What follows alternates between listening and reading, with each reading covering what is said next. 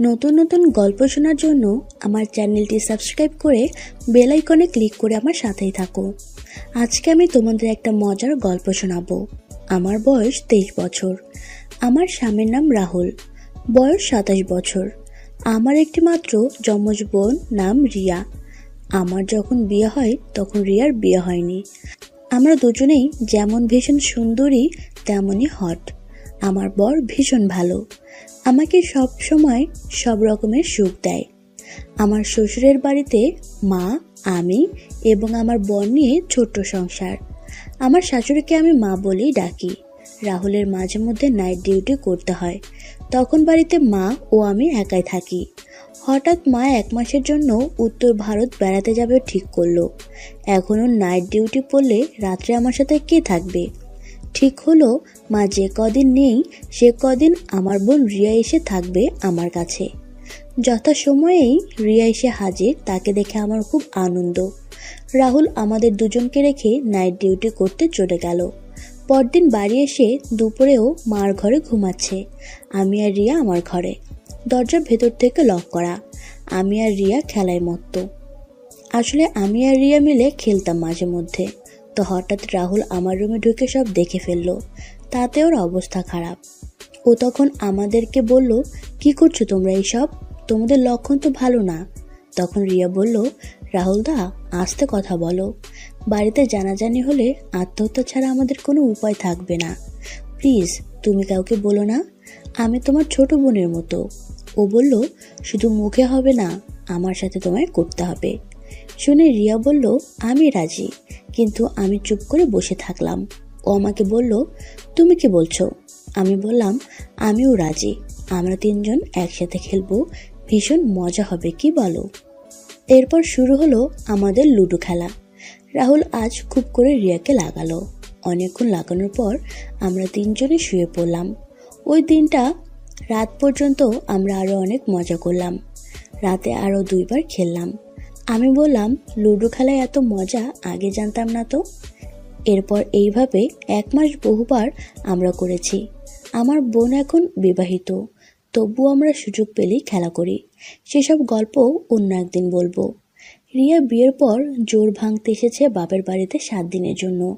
ওর বর অনিল এসে ওকে রেখে দিয়ে গেছে।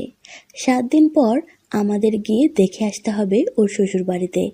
তখন আমি রাহুলকে বললাম, চলো আমরা কদিনের জন্য ঘুরে আসি, তাহলে রিয়া আর উপসে থাকবে না। যেমন ভাবা তেমন কাজ। হাজির হলাম আমাদের বাড়িতে তখন বিয়ে বাড়ির আমেজ কাটেনি। কিছু কিছু আত্মীয় স্বজন তখনও রয়ে গেছে। যথারীতি সেই কারণে একটা ঘরে রিয়া, রাহুল আর আমি থাকার ব্যবস্থা হলো।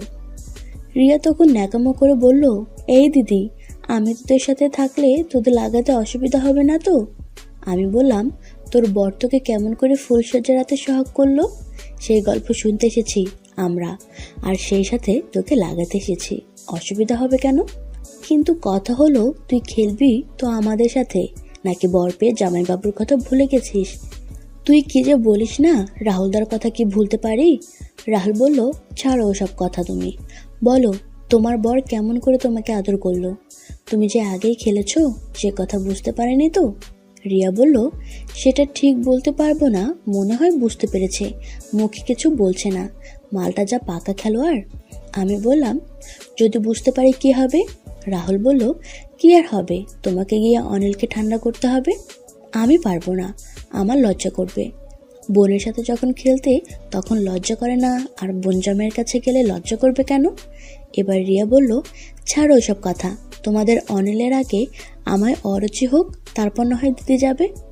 এখন ফুলসজ্জার গল্প শোনো। ফুলসজ্জার দিন তোমরা সবাই চলে আসার পরে বাড়ির নিয়মকানুন হয়ে গেল। এবার আমরা দুজনে ঘরে একা। অনিল আমাকে বলল চেঞ্জ করে নিতে, আর আমি ফ্রেশ হয়ে আসছি। অনিল ফ্রেশ হতে গেল, আমি তখন ফ্রেশ হয়ে এসে সবে চেঞ্জ করছি, সায়া ব্লাউজ পরে শাড়িটা পরবো।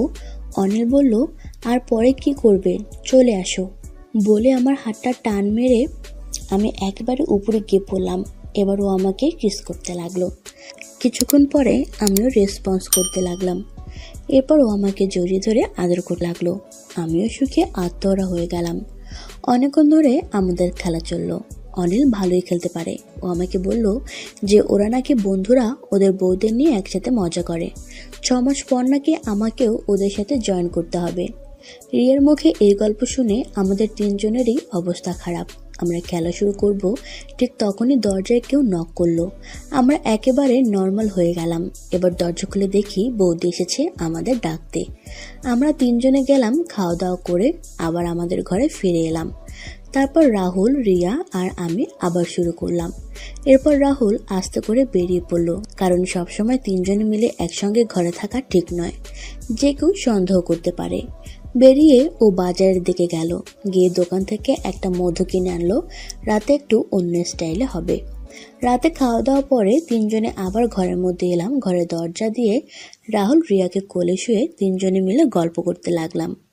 আমি বললাম, কি গো, শালিকে পেয়ে তো বউকেই ভুলে গেছো। ও বলল, রোজ তো তোমাকেই লাগাই, কতদিন পরে শালিকে পেলাম বলো তো। আমি বললাম, ঠিক আছে তাই করো। এইভাবে 2 দিন রিয়ার সাথে খেলা চলল। যথারীতি 2 দিন পর রিয়াকে বাড়িতে দিতে যাওয়ার দায়িত্ব পড়ল রাহুলের উপর। আমি ঠিক করলাম রিয়াকে বাড়িতে পৌঁছে দিয়ে আমরা ওখান থেকে বাড়ি ফিরে যাব। সেই অনুযায়ী আমরা 3 জনের সন্ধ্যায় রিয়ার বাড়িতে হাজির হলাম। অনিলও উপস্থিত ছিল। রিয়াকে সামনে দেখে আনন্দে ওর চোখ নেচে উঠল। কিন্তু অনিলের বাবা মা আমাদের আর ফিরতে দিল না, বলল আজকের রাতটা থেকে যেতে। অনিল চাপাচাপি করার জন্য আমরা থেকে গেলাম। রাতে খাওয়া দাওয়া সেরে আমরা 4 জন রিয়ার বেডরুমে হাজির হলাম। ওদের ঘরের প্রবলেম। আমি বললাম, কোনো অসুবিধা নেই, আমরা 4 জন একসাথে ম্যানেজ করে নেব। রাহুলও সায় দিল।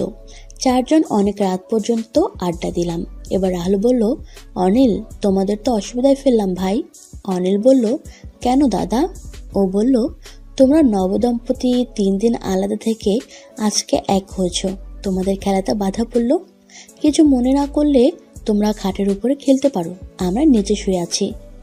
আমি বললাম, হ্যাঁ, আমাদের কোনো অসুবিধা নেই। নিয়া ন্যাকামি করে বলল, আমি রাহুলদার সামনে ওসব করতে পারবো না, আমার লজ্জা করবে। অনিল রাজি ছিল, কিন্তু রিয়া রাজি নয় বলে ও একটু নিমরাজি হয়ে গেল। রাহুল বলল, ঠিক আছে অনিল, তুমি না হয় আজকে তনুশ্রীকে নিয়ে কাজ চালাও, আমি দেখি রিয়া রাজি হয় কিনা। এই কথা শুনে আমি বললাম, আমি অনিলের সাথে এসব করতে পারবো না। রাহুল বলল, পারবে না বললে তো হবে না, আমাদের বউ থাকতে তো আমরা বসে থাকতে পারবো না। রিয়া বলল, ঠিক আছে, যে যার বউয়ের সাথে হবে। অনিল বলল, বউকে তো সারা জীবন পাবো, কিন্তু শালিককে তো সবসময় পাবো না। এই বলে অনিল আমাকে জড়িয়ে ধরে কিস করতে লাগলো। রাহুল আমার মোহময়ী রূপ দেখতে লাগলো। অনিল রাহুলকে বলল, কি হলো, আপনি শুরু করুন। ও বলল, তোমরা খেলো, আমরা উপভোগ করি, আর আমরা যখন খেলবো তখন তোমরা দেখবে। এইভাবে আমরা মাঝে মধ্যেই নিজেদের মধ্যে খেলাধুলা করতে লাগলাম। বন্ধুরা, কেমন লাগলো আজকের গল্প? নিশ্চয়ই ভালো লেগেছে। এরকম আরও গল্প পেতে আমার এই চ্যানেলটি সাবস্ক্রাইব করে আমার সাথেই থাকো। এতক্ষণ ভিডিওটি দেখার জন্য সবাইকে অসংখ্য ধন্যবাদ।